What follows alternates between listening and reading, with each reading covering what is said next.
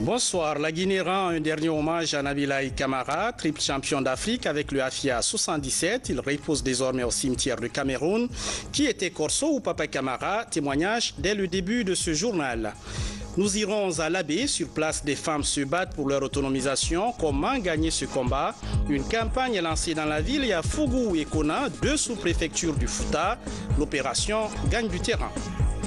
Pendant ce temps, à Kindia, les forêts périurbaines se portent mal. À Koukou, par exemple, c'est l'anarchie. Le site se dégrade et des jeunes du mouvement social interpellent les autorités sur les risques de cette situation. On les entendra dans ce journal.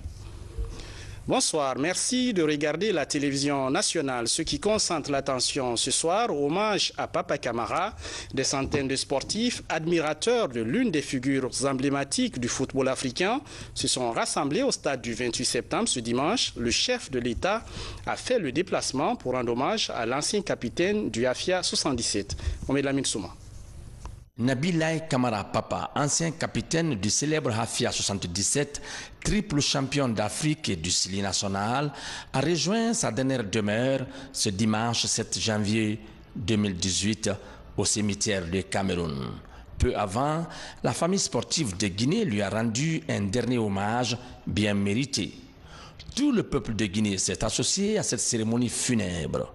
Cérémonie qui a eu lieu dans l'enceinte du Palais des Sports du stade 28 septembre de Conakry. Le président Alpha Condé s'est recueilli sous la dépouille mortelle de celui qui fut appelé le Brésilien d'Afrique à cause de ses qualités techniques exceptionnelles. Le geste du chef de l'État est la manifestation de la reconnaissance des hauts faits et des exploits réalisés par feu Papa Kamara pour le rayonnement du football guinéen. Des exploits inédits qui ont contribué à écrire la glorieuse histoire de la jeunesse guinéenne en Afrique, des années 60 à 90, au nombre desquels ce 13e but marqué contre le ASFC de Ghana alors que les deux équipes étaient en égalité de score, 2 buts partout. Le discours du ministre des Sports au nom du gouvernement et du président de la République en fait foi. Au nom de son Excellence, Monsieur le Président de la République, et au nom du peuple de Guinée tout entier, nous adressons les condoléances à la famille biologique ainsi qu'à celle sportive. Sportif de haut niveau, haut cadre de l'État, Papa Kamara, après avoir pratiqué les sports de main tels que le basketball, le volleyball et le tennis de table, le destin va le fixer définitivement dans le football, avec lequel il fera corps avec ses premiers clubs comme BIC, Bande internationale du centre, ensuite Anglebert, les terrains de fortune comme la cour de la cathédrale de Conakry, celle du château d'eau, la piste, le bord des mers à la plage Péronnet et plus tard le stade de la Mission.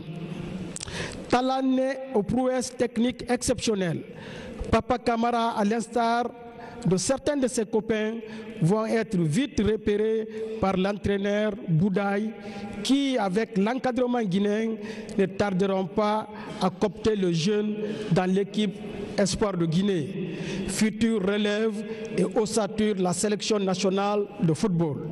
Le discours de Chérif Suleiman est captivant. En 1972, lors de la première rencontre entre le Simba de Kampala et le AFIA Football Club de Conakry, nous étions à la mi-temps à 2 buts partout et nous étions en difficulté, on était embarrassés. On a fait un changement, Papa Kamara est rentré à la place Mori Kondé et les actions qu'on avait répétées pendant les entraînements, heureusement, cette situation s'est présentée sur le terrain et quand il y a eu coup franc, il y a eu beaucoup qui voulaient tirer le coup franc, mais Papa a insisté, il a dit ce sont des répétitions que nous avons eu à faire, donc on va exécuter aujourd'hui, c'est une occasion. Le premier coup franc, il l'a tiré sur la tête de Chérif Suleiman et c'était le 3e but. Ensuite, une autre situation similaire du côté droit. Il a encore effectué la même chose et Jolia a marqué le 4e but. Le discours de l'Association des anciens internationaux de Guinée est un appel pour une grande attention en faveur des célébrités de la République. Notre Papa Camara, je dis notre, car Nabil Camara de son vrai nom, comme beaucoup d'autres, de par ce qu'il a fait pour sa nation, dépasse le cercle de sa famille biologique, des frontières de sa Guinée pour transcender celles de l'Afrique et se propager à travers le monde. Né en 1953 à Dakar, de feu Mohamed Camara, originaire de la ville de Kindia, et de feu Hadja Fatoutina Camara, originaire, elle, de Kanfarandé dans la préfecture de Boké, feu Nabila Camara Papa a laissé une fille âgée de 26 ans du nom de Mafatou Camara. Au nom de la famille biologique, le petit-fils de feu Papa Camara, Ossé Camara, a fait une brève allocution. Avec une profonde douleur et les yeux pleins de larmes que je me tiens devant vous pour dire au revoir à notre grand-père, père, oncle, fils et époux, et non un adieu, parce qu'on se retrouvera à l'au-delà. Il faut rappeler que de nombreux témoignages des journalistes sportifs et autres connaisseurs du football guinéen ont été lus pour vanter les mérites et les hauts faits de Nabila Camara Papa. Au terme de la cérémonie, un dernier tour d'honneur a été organisé au stade du 28 septembre où feu Nabila Camara Papa a écrit en lettres d'or sa participation à la marche glorieuse de la Guinée dans l'histoire des compétitions sportives d'Afrique, le football en particulier. Repose en paix, Papa Camara. L'actualité nationale, c'est aussi le lancement de l'opération de distribution d'équipements et matériels médicaux aux structures sanitaires du pays. La campagne se fixe pour défi de relancer le système de santé après l'épidémie d'Ebola qui a mis à nu la faiblesse des structures sanitaires du pays. Sori de Kera. À Manéa, dans la préfecture de Koya, voici le nouveau site de construction de la nouvelle centrale pharmaceutique du pays. Ici sont stockés des équipements et matériels médicaux composés de mobilier de bureau, d'équipements pour la bonne pratique des soins, ainsi que du petit matériel technique d'appui. Par ce geste, le gouvernement, à travers le budget national de développement, entend répondre à l'une des exigences du vaste programme de relance du système de santé post-Ebola. C'est pour la première fois qu'une telle quantité d'équipements est acquise en une seule fois et va être distribuée vers les structures sanitaires.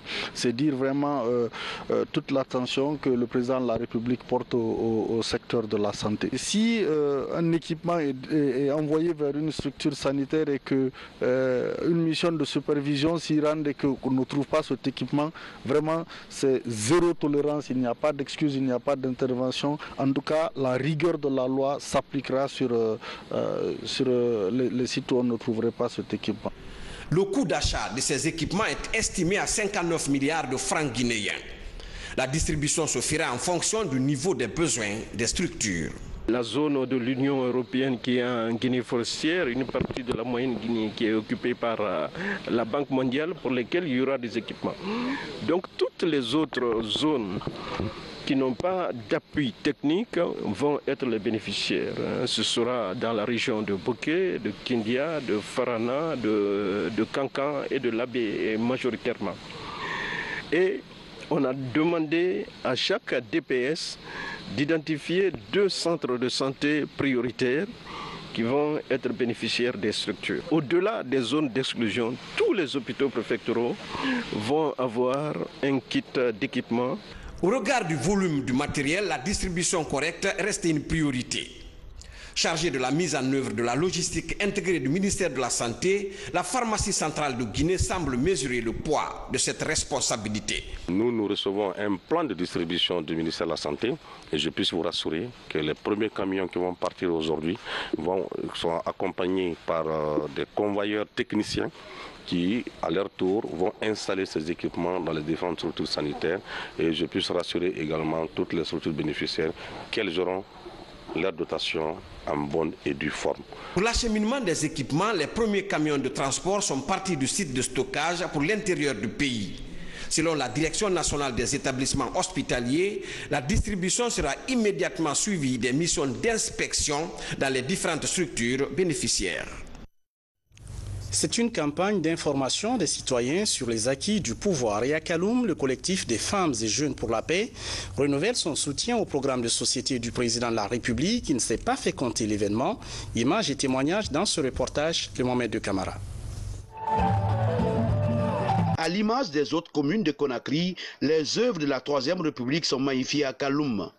Militants et sympathisants du parti au pouvoir sont massivement sortis pour apporter leur soutien aux idéaux du changement incarnés par le professeur Alpha Condé. Touché par cette marque de sympathie des Kaloumka, le professeur Alpha Condé s'est joint à la fête. Une manière pour lui d'encourager les initiateurs de ces rassemblements qui visent à promouvoir les acquis de la Troisième République. La construction des barrages hydroélectriques de Caleta et de Souapeti en construction dans l'intérêt supérieur de la nation et tant d'autres chantiers dans le domaine routier. Sans citer la relance de la diplomatie guinéenne et j'en passe. Pour tous ces acquis, nous vous disons merci et nous vous réitérons notre engagement à vous soutenir sur tous les fronts de combat. La jeunesse de Kaloum, par ma voix, vous soutient et vous demande de renforcer et poursuivre votre implication coutumière pour la promotion et l'employabilité des jeunes guinéennes de toutes catégories. Les responsables politiques et administratifs de Kaloum, présents à la cérémonie, apprécient la démarche des organisateurs qui concourent à informer les citoyens des réalisations du pouvoir en place. Le collectif des jeunes qui ont initié ce programme, nous les avons soutenus. Vous avez vu combien de fois l'enthousiasme de la population de Kaloum y est. C'est parce que le professeur Alpha Condé nous a donné tout. Il nous a honorés. Il vient de nous donner 5 barques. Ces 5 barques-là, c'est pour les femmes et pour la jeunesse.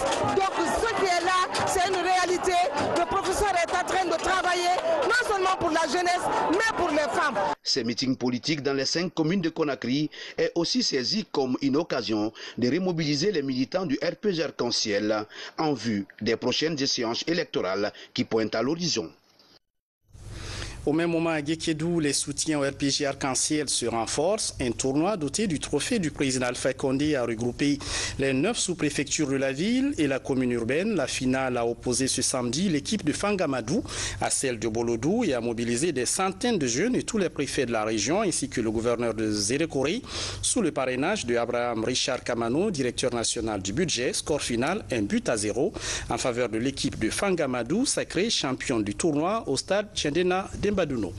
Je vous amène à Kindia. Là-bas, le ministère de l'enseignement technique et de la formation professionnelle réactualise ses statistiques. Un rapport des activités de 2016 à 2017 est établi par des cadres des services centraux et déconcentrés. L'objectif est d'identifier des pistes de solutions aux défis du département. Regardons ce reportage de notre envoyé spécial à Kindia, Moussa Komara. C'est officiel. Le service des statistiques et planification du ministère de l'enseignement technique et de la formation professionnelle présente le rapport d'analyse du département 2016-2017. Un bilan exhaustif qui révèle une forte augmentation du nombre d'établissements depuis 2008. L'effectif des apprenants est également passé de 17 638 à 35 199, soit une augmentation de 49% chez les filles. Seul bémol, certaines zones restent défavorisées. Par exemple, la région de l'Abbé, toutes les écoles techniques et professionnelles se sont concentrées dans la préfecture de l'Abbé. L'Elouma n'en a pas, Mali n'en a pas, et les autres préfectures de la région de l'Abbé n'en ont pas. C'est pour interpeller le département de penser aussi aux autres préfectures du pays. Le rapport met en lumière un déséquilibre entre les secteurs tertiaires, secondaires et primaires. Le secteur primaire reste le parent pauvre dans tout le pays. Il a été fait le constat dans ce rapport que les écoles nationales d'agriculture et d'élevage ont des effectifs maigres, alors que c'est le tout premier secteur de croissance en matière d'emploi en République de Guinée. Donc il est bon que les décideurs le sachent, que les utilisateurs le sachent, que les gestionnaires de formation professionnelle et technique le sachent pour prendre des dispositions conséquentes à l'effet de vendre l'image des écoles nationales d'agriculture et d'élevage pour susciter l'engouement des jeunes à se former dans ces institutions. Améliorer l'accès des étudiants aux écoles professionnelles, la qualité de la formation en fonction des besoins du marché de l'emploi ou encore favoriser la création de l'auto-emploi. Les défis sont des tailles pour le ministère. Ce rapport qui est validé ou qui du moins a été amélioré aujourd'hui, qui sera validé, nous tient à cœur parce que ça nous permet de comprendre exactement d'abord la cartographie de notre système, ensuite savoir quels sont dans ces écoles-là les effectifs tant en enseignant, en apprenant et même les équipements. Ces documents pourraient être un outil important dans la recherche des performances au ministère de l'enseignement technique et professionnel. Séance tenante, ce rapport d'une quarantaine de pages est validé. Ils sont devant la presse nationale et c'est pour eux l'occasion de faire le bilan annuel des inspections. Les cadres de l'Office national de contrôle sanitaire des produits de la pêche veulent améliorer le suivi et évaluation des points de vente et autres centres de conservation et de traitement des produits de la mer. Falilou Diallo a suivi pour nous cette conférence de presse. La conservation, la qualité et l'hygiène sanitaire des produits halieutiques, voilà quelques domaines d'intervention de l'Office national des produits de pêche. En 2017, 80 audits ont été effectués dans une vingtaine d'établissements, plus de 1000 bateaux de pêche et des inspections effectuées dans les ports de pêche artisanale, débarcadères et autres sites de transit des produits de la pêche. Nous sommes en train d'équiper nos inspecteurs. Nous devons faire 12, nous devons leur donner 12 motos, mais on a déjà 6. On compte encore à acheter d'autres pour les inspecteurs et leur trouver des mallettes d'inspection parce qu'ils donnent des thermomètres, mais il leur faut une mallette dans laquelle il y a beaucoup de tests rapides. Après la sortie de la Guinée de la liste des pays non coopérants avec l'Union européenne, des mesures drastiques ont été prises pour améliorer la crédibilité des produits halieutiques en provenance de Conakry. Toute chose qui a permis de renouer avec plusieurs organismes évoluant dans le secteur. Avec la reprise des exportations, l'Union européenne nous a appuyés par une expertise, une assistance technique. Avec cette assistance technique a fait 4 missions en Guinée. Elle a évalué le système et nous a fait des recommandations. Nous travaillons sur ces recommandations. Pour être plus opérationnel sur le terrain, l'ONSPA plaide pour le renforcement de la mobilité de ses inspecteurs, ainsi améliorer la sécurité alimentaire et les recettes liées à l'exportation des produits de pêche. Je vous l'annonçais en titre, c'est devenu une lutte quotidienne pour les groupements de l'AB, l'autonomisation des femmes. Le défi est de leur donner les moyens de participer pleinement à la vie économique dans tous les secteurs. Comment gagner ce combat? À Fougou et Kona, dans la région de l'AB, une campagne touche des centaines de femmes. Regardons ce reportage de notre équipe sur place, Sarafdine Diallo, Younoussa Tawel Kamara. Ce groupe électrogène d'une capacité de 15 kVA est désormais une source de revenus pour le groupement des femmes de Fougou dans la préfecture de Mali. Son installation a permis aux populations de bénéficier du courant électrique à domicile. L'argent collecté à la fin du mois permet aux femmes de se prendre en charge. Quelques mois après le lancement du projet, les donateurs viennent pour cerner le mode de gestion du groupement. Aujourd'hui, chacune de ces plateformes est gérée par les comités de gestion qui ont ouvert des comptes. On est parti de ces constats pour mettre les plateformes en place afin d'alléger les travaux ménagers pour les femmes et pour aider la femme à se tirer économiquement de cette souffrance-là en vue de contribuer au développement économique de sa collectivité. Depuis l'installation de ce groupe électrogène à Fougou, les populations chargent leur téléphone sur place et suivent les informations à travers leurs petits écrans. Et certains produits locaux sont également transformés sur place. Vraiment, je suis très ravi de cette électrification. Je vois maintenant ma chambre électrifiée. Je peux charger là-bas mes téléphones. J'en ai 2. Ça a beaucoup d'avantages. Bon, il y a le tableau ici à côté. Je peux réviser ici tous les enfants d'à côté. Avant, je révisais avec des lampes torches. Maintenant, on a la lumière. Nous sommes très ravis de ça. dans le temps, les femmes, quand il y avait des cérémonies, vous savez, là, il faut utiliser beaucoup de denrées. Donc maintenant, avec la plateforme, l'arrivée de la machine là, depuis qu'elle est installée ici, les femmes sont soulagées. Il y a aussi, maintenant, on a le secteur électrique.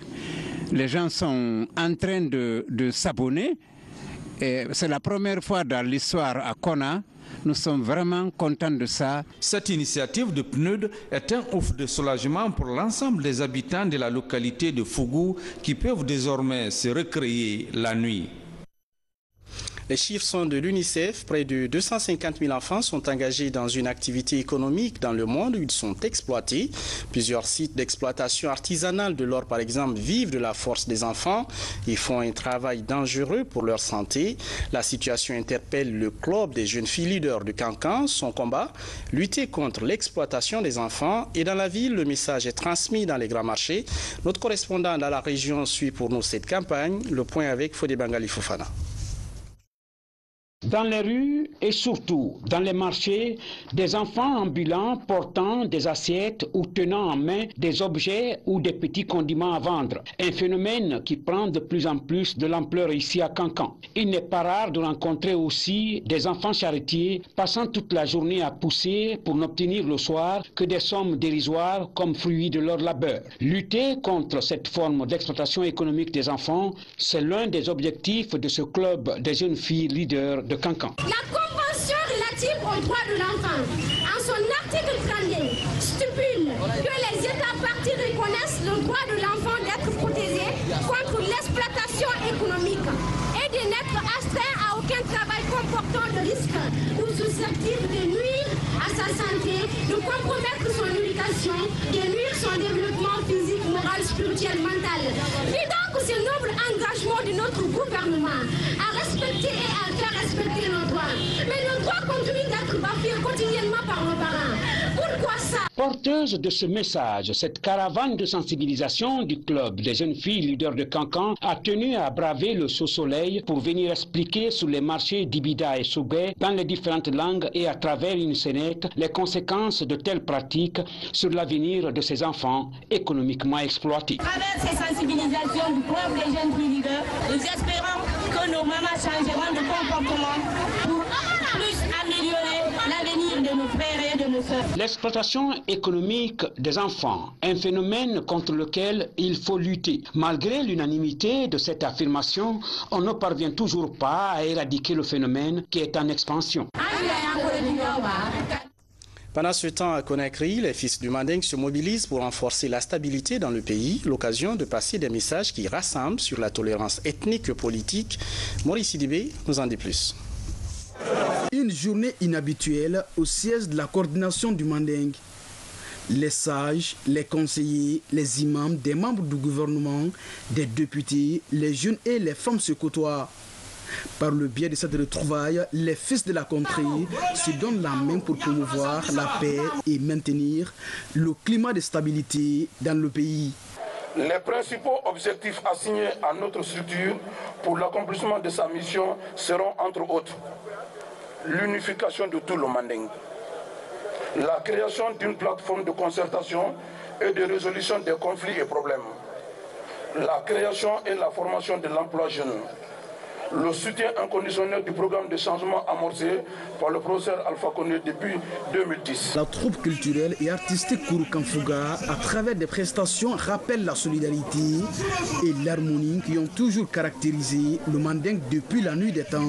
Les griots et les doyens donnent des enseignements sur les hauts faits des grands hommes du Manding en vue d'amener la nouvelle génération à s'en inspirer. Là, je ne suis pas là en tant que membre du gouvernement, je suis là en tant que ressortissant d'une localité qui est dans le Manding et sur invitation donc de l'organisation, je suis venu voir de quoi on parlait, faire un peu une introspection, me mettre au courant des valeurs et de tout ce qui concourt à renforcer les liens sociaux. Le Manding est une terre de paix. L'histoire du Manding, c'est Kouroukanfouga. C'est l'organisation c'est la réconciliation, c'est la compassion, c'est la solidarité. C'est ce qui doit nous caractériser, surtout le travail. Ce grand rassemblement est organisé par le bureau de la coordination du Manding à Conakry. Créé en 1985, ce bureau a en son sein 25 membres. Au-delà des questions de paix, ce bureau œuvre aussi pour la promotion des valeurs culturelles de la contrée. Partons à Kindia. Là-bas, et vous allez le voir, les forêts classées sont en danger. Un réseau local d'organisation de la société civile se crée pour aménager les forêts périurbaines et diminuer les risques liés à la dégradation de certains sites comme la forêt de Koukou, où l'action de l'homme contribue à détruire ce patrimoine forestier. Voyons tous là en image avec notre reporter Tchernos Mandialo. Des 72 hectares de forêt qui existaient ici à Koukou dans Kindia, il ne reste plus qu'une vingtaine. Une forêt périurbaine classée depuis 1943 où il ne reste plus grand-chose. Sous la pression démographique d'une ville en pleine croissance, la forêt disparaît progressivement, laissant place aux habitations.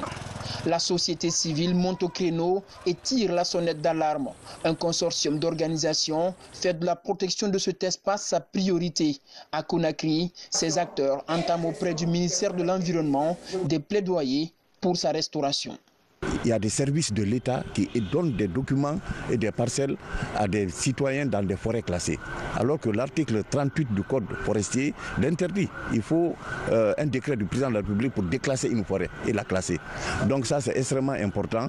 Donc c'est ce que nous avons signifié ici et que les responsables chargés de l'administration du territoire aussi doivent s'impliquer dans la gestion de ces forêts puisque le problème de l'environnement est un problème transversal.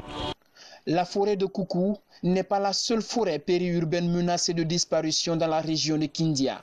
10 autres sites écologiques de ce genre sont répertoriés par ces acteurs comme nécessitant une protection urgente.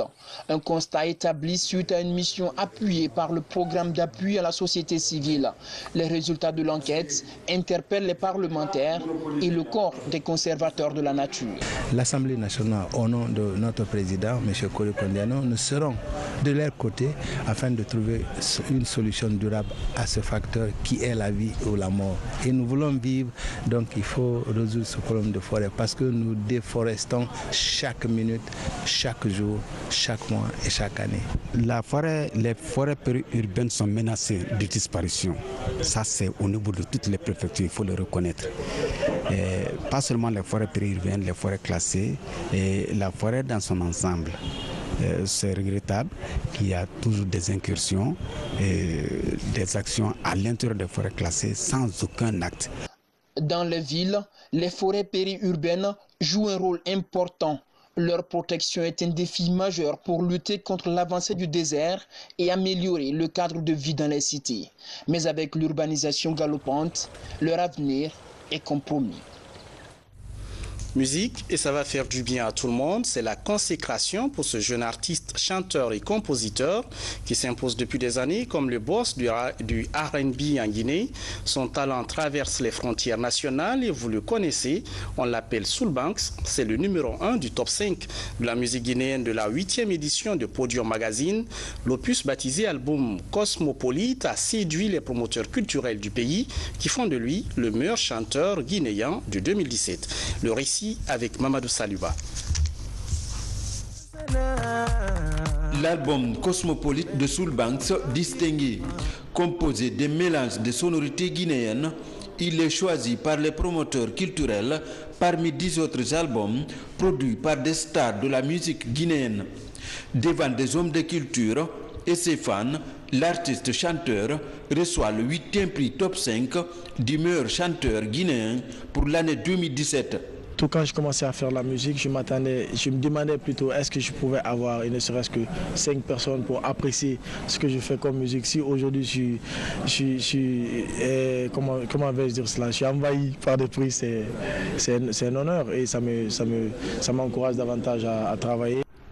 Organisé par le premier journal culturel guinéen Podium Magazine, le top 5 du meilleur chanteur guinéen crée l'émulation entre les artistes chanteurs depuis 8 ans.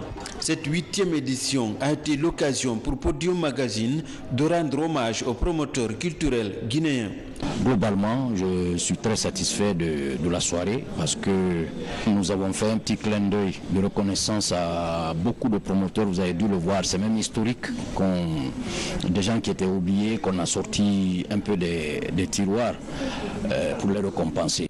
Premier journal culturel guinéen, Podium Magazine accompagne les hommes de culture depuis 17 ans.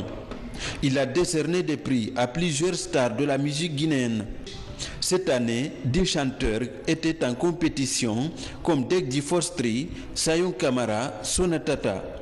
Le lauréat Soulbanks est choisi grâce à l'originalité de ses chansons dans son album Cosmopolite. À Total, c'est une tradition depuis 3 ans de récompenser ses meilleurs chauffeurs et la meilleure société de transport des hydrocarbures. Pour l'année 2017, les champions sont connus, mais qui sont-ils? Ousmane Ba nous les présente. Suivez. À travers le prix Challenge, Total récompense ses meilleurs collaborateurs, chauffeurs et sociétés de transport des hydrocarbures. Une façon de célébrer l'excellence et créer l'émulation dans le secteur afin de sécuriser davantage les produits et surtout de préserver la vie humaine. Le nombre d'accidents est en réduction significative.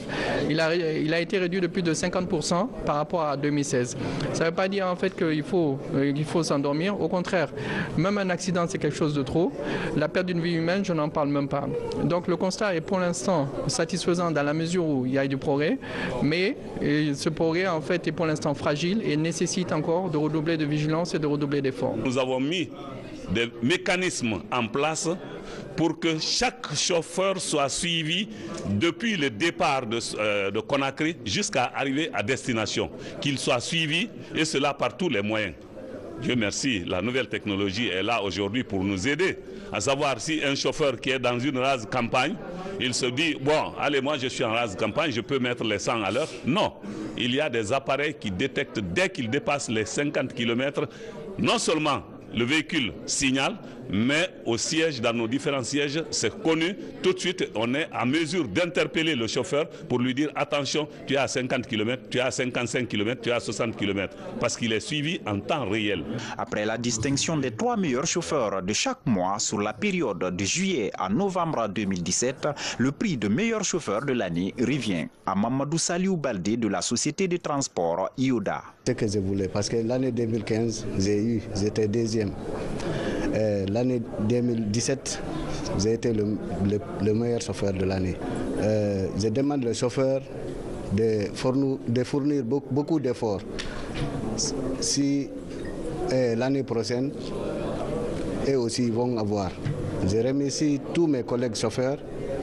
Je remercie Total, nos formateurs. Je remercie notre parc Yoda. Le prix Challenge Chauffeur existe depuis 3 ans. Il a façonné les chauffeurs de sorte qu'ils fassent attention à chaque mètre de leur parcours. En 2017, il y a eu moins d'accidents avec aucune perte en vie humaine. On termine avec le best-of des sujets de notre rédaction depuis le 1er janvier. Passage à 2018 en feu d'artifice. La première liaison Fria-Conakry, pareil. Depuis 4 ans, un fonds pour freiner l'immigration chez les jeunes. Le mur de méfiance qui tombe entre pouvoir et médias, mais aussi la disparition de l'une des étoiles les plus brillantes du football guinéen, Papa Camara. Les images sont commentées par Aboubakar Camara.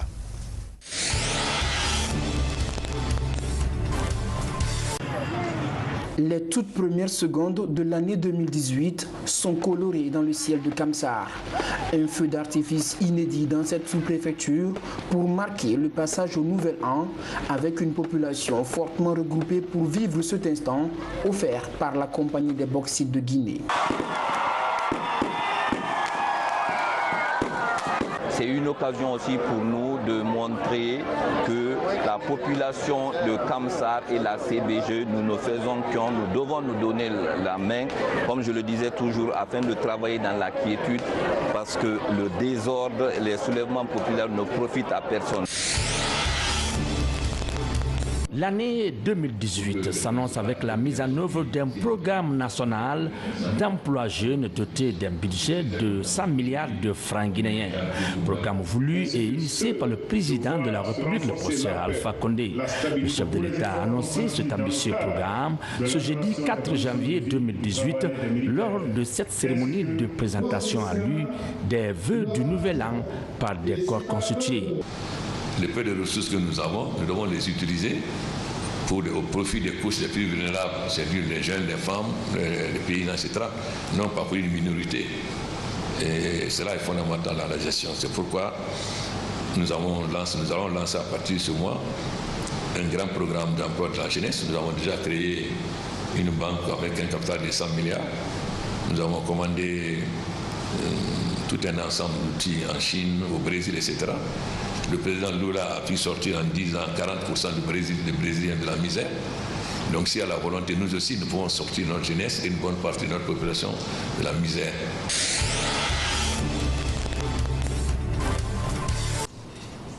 Le déjeuner est offert par le président de la République à la presse nationale et étrangère. Dans une ambiance festive, ces professionnels de médias ont échangé avec le chef de l'État, professeur Alpha Condé, sur un certain nombre de problèmes, notamment la liberté de la presse, la préservation du tissu social, bref, des acquis démocratiques. Il n'y a pas de barrière, il n'y a pas de mer entre nous, ni de montagne. Non. Mais il faut qu'on ait le même objectif, c'est-à-dire l'intérêt du peuple guinéen. Qu'on ait le même objectif. L'objectif du président de la République est de donner à ce quatrième pouvoir qu'est la presse les moyens nécessaires dans le but de jouer pleinement son rôle, celui d'informer le public en toute responsabilité. Depuis avril 2012, il n'était plus arrivé au port de Conakry. Après 144 km de traversée, le train Roussal-Frigia est à son terminus et prouve ainsi la réhabilitation du chemin de fer. Une nouvelle étape dans le processus de relance de l'usine. Le président de la République a promis aux populations de Frigia que l'usine va redémarrer. La cérémonie d'aujourd'hui marque, je ne dirais pas le point de démarrage de l'usine, mais ça marque un jalon important. Ça veut dire que le chemin de fer est fonctionnel et nous serons à la livraison du chantier au mois d'avril, Inch'Allah. Un véritable suspense règne actuellement au stade du 28 septembre.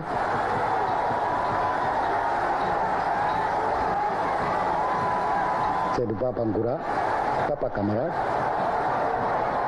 qui envoie une balle en direction de Bangali Silla. Bangali Silla donne à Papa qui tire et marque. Papa Camara est congratulé. Il vient de réussir un très grand exploit en réussissant au troisième but pour le Afia Football Club de Conakry. Un but qui pratiquement donne la coupe à l'équipe championne de Guinée. À la tête d'une génération douée, Nabilaye Kamara a écrit les plus belles pages du football guinéen. Le trophée qu'il a offert à la Guinée a été le sacre le plus célébré dans l'histoire du cuiron dans notre pays. Au-delà du triomphe sportif et l'apothéose suscitée, ce fut un exitoire social et politique, une détente dans le pays. Des prisonniers politiques seront libérés, les relations diplomatiques rétablies avec des pays voisins. Le soleil de Papa Camara brille sur la Guinée et l'Afrique. Commencé comme tout jeune à l'époque, par le football de rue, avec des ballons qu'on confectionnait tout et tout, jusqu'à ce qu'il y ait eu dans notre quartier un grand magasin qu'on appelle à l'époque Innovation, où il y avait les ballons, quelques équipements de football, quelques équipements sportifs. Donc c'est à partir de ça qu'on a commencé à jouer avec les véritables ballons. Je suis dans l'émotion. C'est un peu difficile pour moi, c'est un peu difficile. Je sais ce que papa a représenté. Je me rappelle lors de triplé, c'est moi qui lui ai donné la dernière passe et il a marqué le troisième but. et le peuple de Guinée était heureux. C'est ce jour qu'on a vu Sékou Touré et Dieu merci, aujourd'hui il est parti. Dieu a donné, Dieu a repris. Je ne saurais vous dire, je suis dans l'émotion. Très habile de la main dans les sports de tennis de table et de basket, la venue de Papa Camara au football par les conseils de son beau-frère a offert aux mordus du cuiron de sa génération des spectacles qui allient élégance, efficacité et simplicité.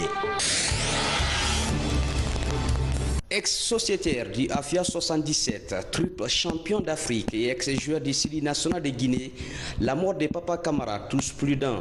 Nous nous sentons redevables. Ce que ces jeunes ont fait pour ce pays dans une période extrêmement difficile, pour relever vraiment le niveau de notre football, mais également pour, je dirais, relever le côté, si vous voulez, nation que nous étions dans cette période trouble. Cette équipe a été exceptionnelle. Elle a été fantastique. Elle a donné à la Guinée toute sa fierté dans le domaine du sport, mais même des fois au-delà.